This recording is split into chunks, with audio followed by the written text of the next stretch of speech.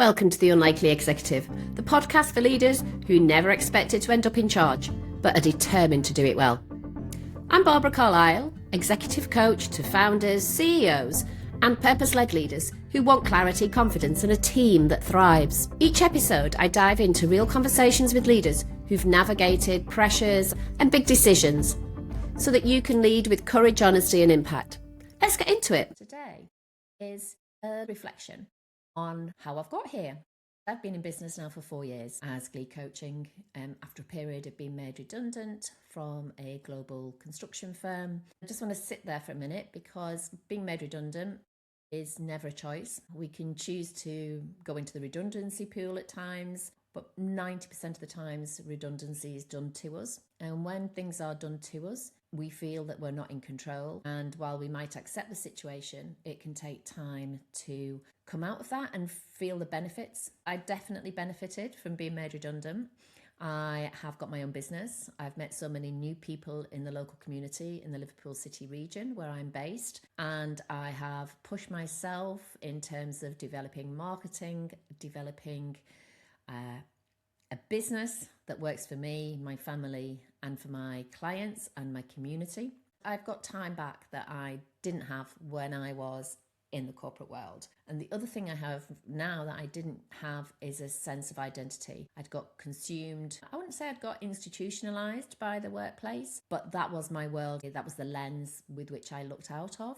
And now the lens is a new lens. It's my lens. It's not always clear. Sometimes it's a bit foggy and I need to remember to wipe that lens and take time to look at where I'm going. But I think for me, I wanted to come on and talk to you today because redundancy is hard. And while we might have support, we might have financial support, hopefully we've got some emotional support when we're under threat of redundancy, it really does influence our sense of identity. We lose part of that identity, that professional identity, even though we might be very keen on getting a new job somewhere else, actually being pushed to do something that ideally we wouldn't want to do. Even though underneath we might know it's the best thing for us, it's that massive leap of faith, and it's the one time when we have to rely on our own resilience and really be ready to wander in the free world for a bit. That brings up things like we have to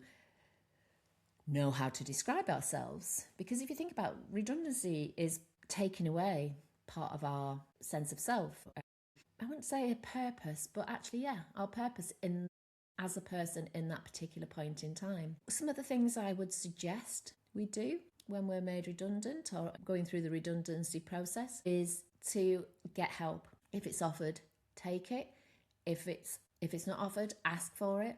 You can invest in time to think for yourself. Journaling is a great way to offload your internal thoughts and your anger. I love some of my long script journals from that time. I was quite angry. I was angry with myself for being put into a position where I found myself redundant.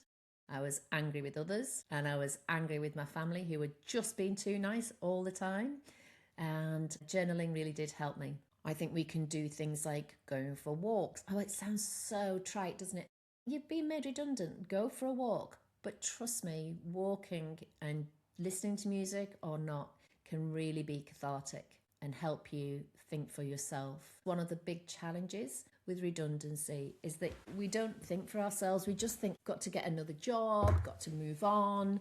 And yeah, we do, but actually sitting with the pain and the unassuredness of what does it mean now I'm redundant? Who am I? Where do I go from here? And don't worry about people judging you, because it doesn't matter. It is a bit like what's newspaper headlines one day, it's literally chippy paper the next. But let's be confident in ourselves.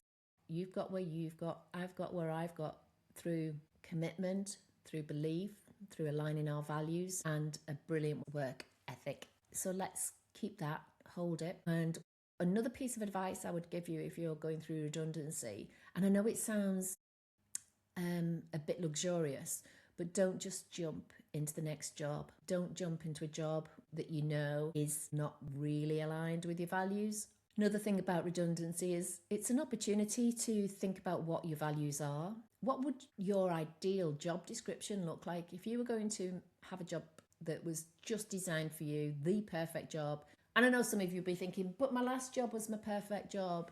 It was close to home. It used my skills and strengths. I love my team. Yeah, but the reality is that's no longer an option. So have a little think about what is it I want to do, and think professionally and creatively. And I think this is where walking really can help. So think, what have I always wanted to do, but I've resisted doing? And is redundancy an opportunity for me to do that?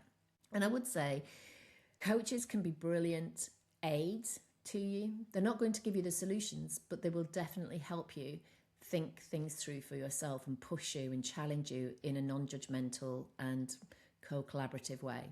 One of the things that I did when I became redundant was set up Glee, as I've said. And then a few years later, I've started this podcast. And the thing is, it would be great to have a #1 best-selling podcast, but actually the joy I get from talking to people, the joy I get from hearing people's amazing stories into leadership and the challenges that they've had and the beliefs that they have and the stumbling blocks, it's a real privilege. So don't think that you have to be like everybody else, a massive influencer.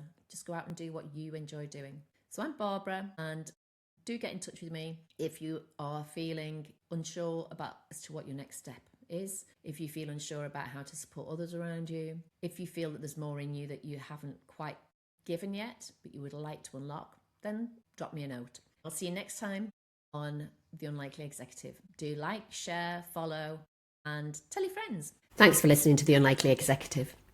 If today's conversation challenged you, encouraged you, or gave you clarity about how you lead, then make sure you follow the show so that you never miss an episode. I'm Barbra Carlisle, founder of Glee Coaching. I help leaders who never expected to be in charge to show up with courage, fairness, and conviction. Until next time, lead well, stay honest, and keep doing the work that matters.